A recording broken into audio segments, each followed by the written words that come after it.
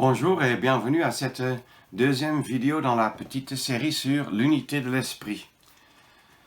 Avant d'en venir encore à Éphésiens 4, verset 3, je voudrais d'abord lire quelques versets en 1 Corinthiens 12, où la parole de Dieu nous dit ceci. Verset 4. Or, il y a diversité de dons de grâce, mais le même esprit. Il y a diversité de services et le même Seigneur. Et il y a diversité d'opérations, mais le même Dieu qui opère tout en tous. Or, à chacun est donnée la manifestation de l'esprit en vue de l'utilité. Verset 12. Car de même que le corps est un et qu'il a plusieurs membres, mais que tous les membres du corps, quoiqu'ils soient plusieurs, sont un seul corps, ainsi aussi est le Christ. Car aussi nous avons tous été baptisés d'un seul esprit pour être un seul corps, soit juif, soit grec, soit esclave, soit homme libre. Verset 18. Mais maintenant Dieu a placé les membres, chacun d'eux dans le corps, comme il l'a voulu. Or, si tous étaient un seul membre, où serait le corps? Mais maintenant les membres sont plusieurs, mais le corps est un. Verset 27. Or, vous êtes le corps de Christ, et ses membres chacun en particulier. Je voudrais juste tirer l'attention que ici nous ne trouvons pas l'unité de l'esprit, mais nous trouvons l'unité du corps de Christ. Le corps de Christ, c'est une expression illustrative pour l'assemblée de Dieu. Vu sous cet aspect que Christ est le chef, la tête, et que tous les membres ensemble, c'est-à-dire tous les rachetés, tous les véritables croyants, forment un seul corps, le corps de Christ, dont lui-même est le seul chef, la seule tête. Il est inimaginable et impossible qu'il y ait un autre chef, une autre tête, au ciel et sur la terre. Mais ça, entre parenthèses. Ce corps de Christ a été une fois pour toujours formé sur la base de l'œuvre de Christ à la croix, mais ça a été formé le jour de Pentecôte en acte 2 par ce que la parole de Dieu appelle ici, dans le verset 13, le baptême du seul esprit. Nous avons tous été baptisés d'un seul esprit pour être un seul corps. Depuis ce jour-là, il n'y a plus de baptême du Saint-Esprit qui devrait être expérimenté par chaque croyant, par chacun qui reçoit le Saint-Esprit, non. Mais chacun qui croit en Jésus-Christ et reçoit le Saint-Esprit est automatiquement, par l'action du Saint-Esprit, ajouté au seul corps de Christ qui a été baptisé le jour de Pentecôte en acte 2. Plutôt dois-je dire qui a été formé par le baptême du Saint-Esprit le jour de Pentecôte en acte 2. Et il est très important de voir que nous sommes appelés en assemblée, et en particulier lorsque nous sommes donc réunis à la table du Seigneur pour le mémorial du Seigneur et pour exprimer donc l'unité, nous sommes appelés à effectivement exprimer ou être une expression locale dans le lieu géographique où nous nous trouvons de cette seule et unique assemblée de Dieu qui existe dans le monde entier. Alors, nous ne sommes pas l'assemblée de Dieu, mais nous exprimons, étant faibles en nombre et limités, nous exprimons pourtant cette unité. Mais attention, oui, nous sommes appelés à exprimer cela, à manifester cela, pour ainsi dire. Ce que nous lisons en 1 Corinthiens 10.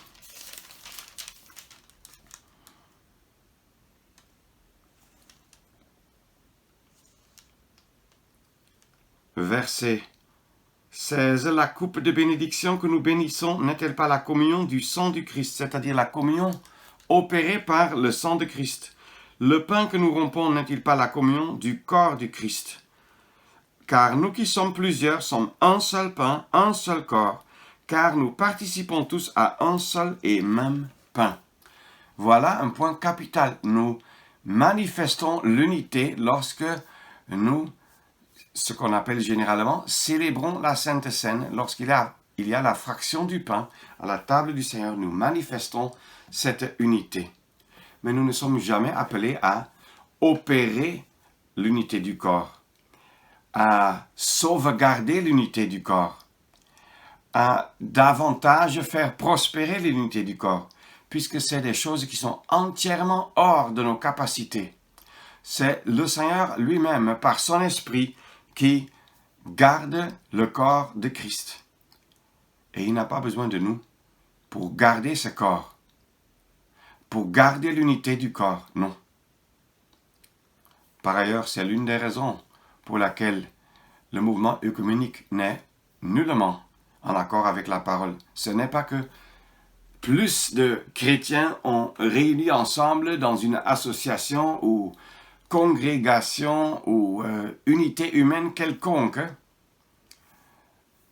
plus nous gardons l'unité du corps. Non, ce n'est même pas notre devoir. L'unité du corps a été une fois pour toujours opérée et est indétruisable. Mais maintenant, nous tournons vers Éphésiens 4, verset 3, où nous lisons « Vous appliquant à garder l'unité de l'esprit par le lien de la paix. » Il y a donc quand même une unité à garder. Attention, non plus à fabriquer, à réaliser, etc. Non. L'unité de l'esprit et l'unité du corps sont liées, mais ce n'est pas identique. L'unité du corps, le seul corps de Christ a été une fois pour toujours formé par le Saint-Esprit, par la descente ou le baptême du Saint-Esprit, qui a lié les croyants à Christ et entre eux pour former un seul corps. Cette unité ne peut pas être détruite. Mais il y a aussi un esprit, comme on a déjà lu.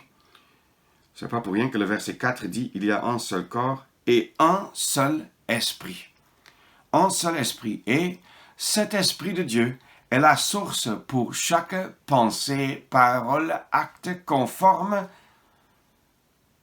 à Dieu, conforme au Seigneur Jésus-Christ, seul chef de l'assemblée. Et ce seul esprit voudrait opérer que dans le corps règne une seule pensée. Et nous appliquer à garder l'unité de l'esprit, c'est cette unité dont même Éphésiens 4 élabore encore plus de détails à la suite, dont nous savons même que la perfection, nous allons seulement atteindre cela au ciel, mais déjà sur la terre, ce que l'Esprit veut opérer dans l'assemblée. Nous devons être ouverts à cela. Et si je le suis, si tu l'es, si vous l'êtes, dans plusieurs localités à travers le monde, mais finalement, on comprendra que nous sommes aussi liés les uns aux autres. Et non seulement quelques individus, même des rassemblements. Et sans pouvoir parler plus dans les détails, il est aussi clair qu'il y a une unité de l'esprit. Il y a en particulier cette unité de l'esprit qui est opérée localement entre les enfants de Dieu, qui en particulier sont réunis au nom du Seigneur Jésus-Christ, mais pas limités à eux. Quand je rencontre un autre croyant, je verrai aussi ce que l'Esprit de Dieu a opéré en lui.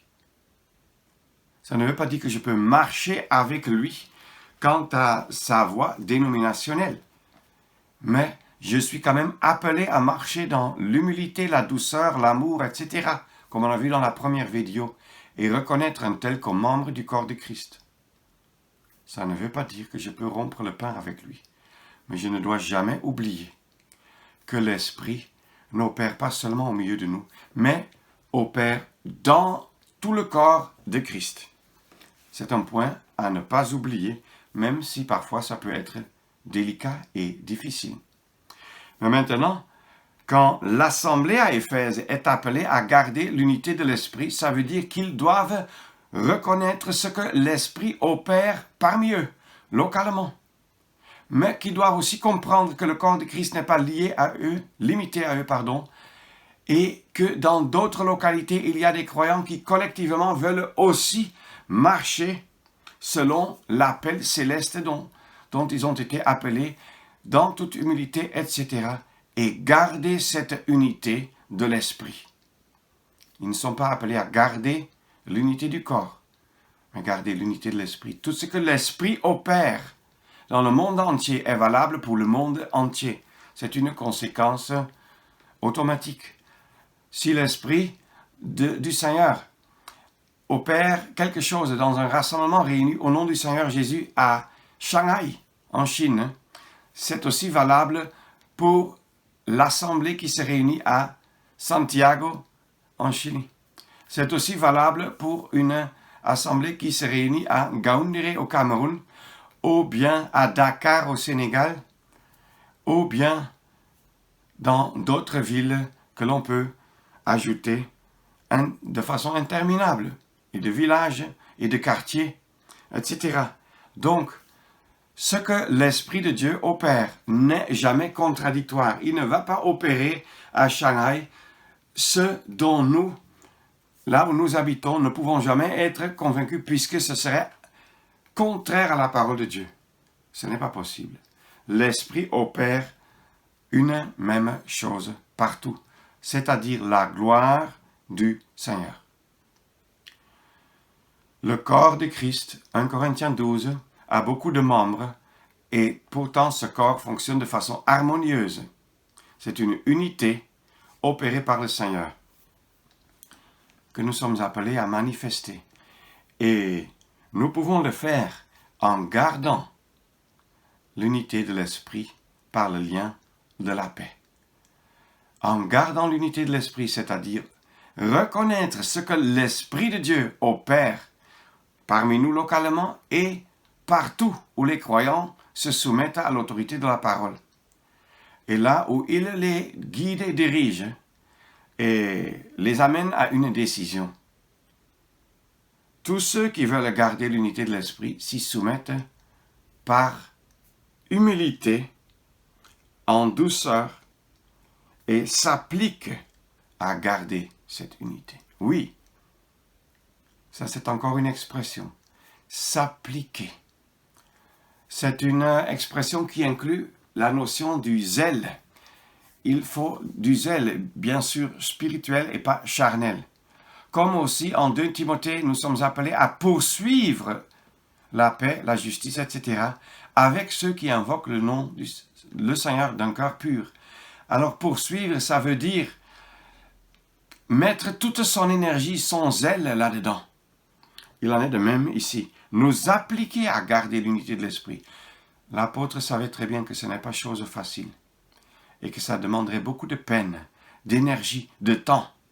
Ça peut même être très épuisant parce que de nature, chacun de nous est très individualiste, chacun va sa propre direction. C'est déjà en Ésaïe 53, chaque brebis allait sa propre direction. Si nous voulons maintenant être derrière le Seigneur pour le suivre dans son chemin, ça demande de l'énergie. Avons-nous encore cette énergie pour nous appliquer à garder l'unité de l'esprit? Détruire, diviser, avoir des dissensions, ça ce n'est pas facile, pas difficile pour la chair. Le diable est toujours derrière, il veut toujours semer la discorde. Mais s'appliquer à garder l'unité de l'esprit est une chose qui demande beaucoup de temps, d'énergie, de force, que seul le Seigneur peut donner. Beaucoup d'humilité, de douceur, beaucoup de patience, beaucoup d'amour pour que la paix soit le résultat. Puissions-nous, chacun de nous, tenir cela devant les yeux et être zélés pour nous appliquer à garder cette unité dont nous voulons encore dans une prochaine vidéo voir quelques autres éléments. À bientôt donc.